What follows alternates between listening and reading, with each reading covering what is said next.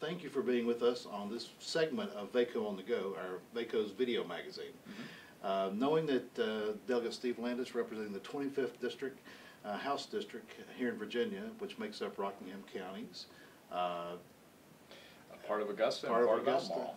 Great, great. Some of our biggest members within our VACo family. Very active Board of Supervisor members for VACo too. They really are. And an incoming president with Pablo Cuevas in Rockingham County.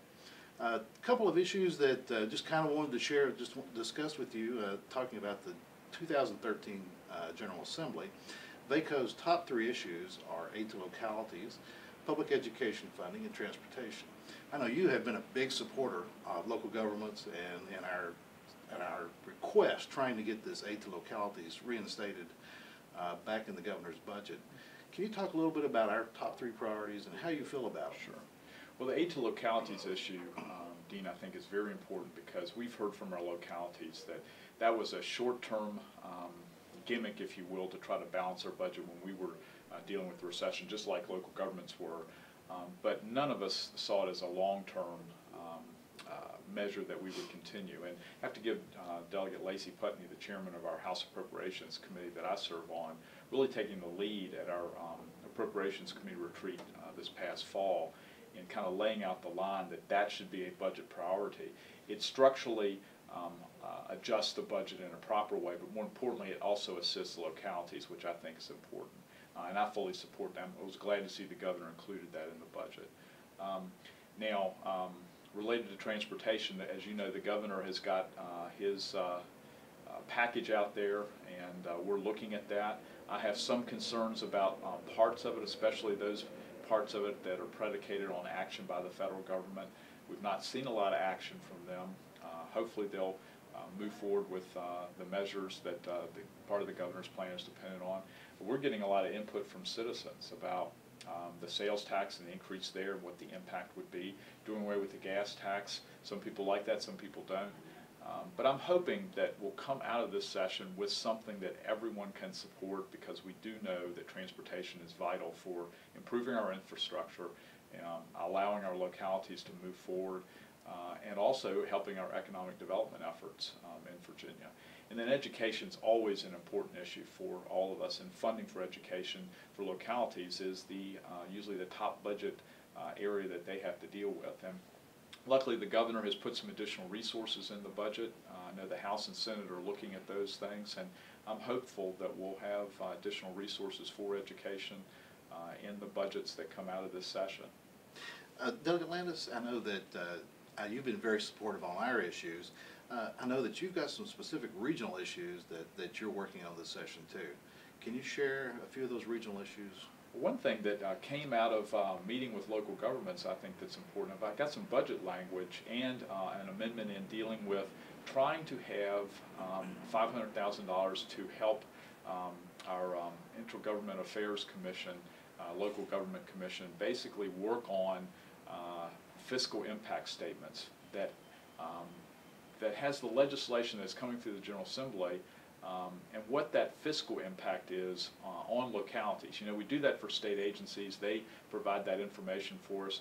It's already set up so that we can do it for local impact statements, but we really have never funded the agency to do the thorough research and contacting localities and the like. So that's one thing that I've got as an initiative. So you're in short, I guess you're trying to stop the unfunded mandates. Exactly.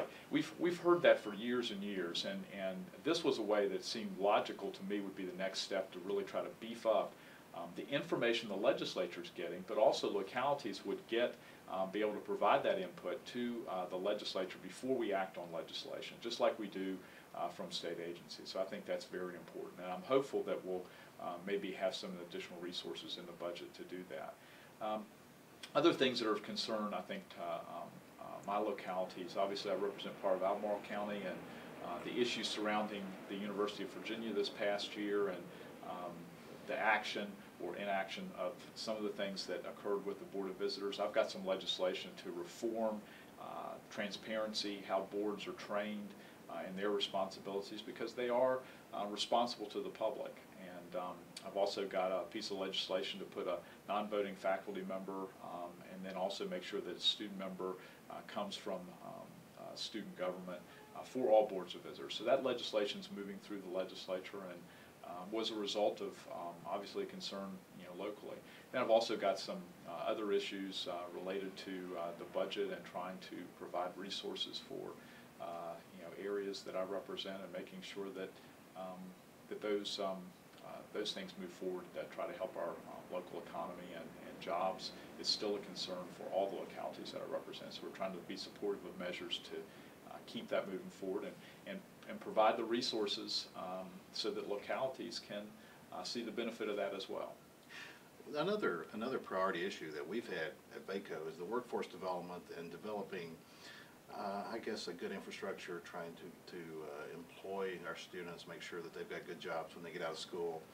I know that you've been a part of a lot of that, and especially with the Center for Rural Virginia and working in that concept. Can you speak just a little bit on some of the action or some of the activities that are happening there, especially maybe down in your region?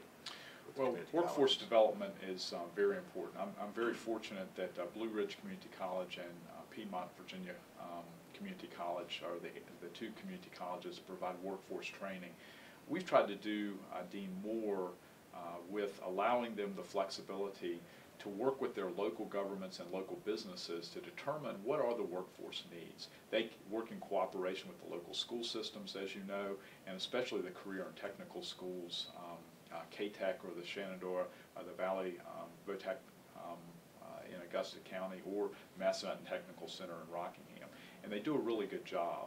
But the key with the legislation we've worked on and budget-related items is making sure there's flexibility so that what the needs may be in Rockingham and Augusta may not be the same needs in Albemarle County or Charlottesville for that matter. So we've tried to support measures that would allow for that flexibility and at the same time really provide that next step so that a student is getting the skill set that they need to go out and work in the workforce in local manufacturing or other small businesses in our region, or to go on to college and to go into engineering or some of the other science, technology, engineering, mathematics areas that we're really trying to promote. And I think the community colleges and our local school systems do a good job of moving in that direction. And but we're working on that. I have to give the governor credit for really making that a priority as well. Speaking of the governor's priority in education, I know that, and you with being on the appropriations committee, what are you working on, I guess, as far as the governor's proposal with K-12 and this being the year of the teacher? Is the appropriations committee looking at that, trying to evaluate funding for some of his programs? We are. In fact, I've got one of the pieces of legislation that's this initiative. Last year I worked on a reading initiative that he had for students at the third grade level, that they would not be promoted unless they could read at that level. All the studies show, and if you talk to any educator or even any business person, they need students to be able to achieve, but they have to be able to read to be able to achieve. So we've emphasized, and I've been working with the governor to make sure that reading at the third grade level is a priority. And I have legislation this year that would set up a pilot program that the governor's put in the budget that we'll have to approve that would set up a pilot program for about 38 school systems that are not, and their students are not meeting the SOL requirements at the third grade reading level especially. And what it would do would provide a waiver if those school systems applied for it so that they could get additional resources and also not have to meet the history and science and mathematics standard just for that year. They'd have to have some alternative testing, but it would allow them to put emphasis on reading because if you can't read, you can't do science and math and the other subjects that we're trying to get students basically up to speed on. So I'm working with him on that, and that's part of the governor's package for K through 12. And he's got lots of other measures related to, I know the delegate Dickie Bell is working on a teacher contract that is very, folks are very interested in other measures that are going to be in the budget as well. Well, Delegate, thank you for being with us on this segment of VACo on the Go.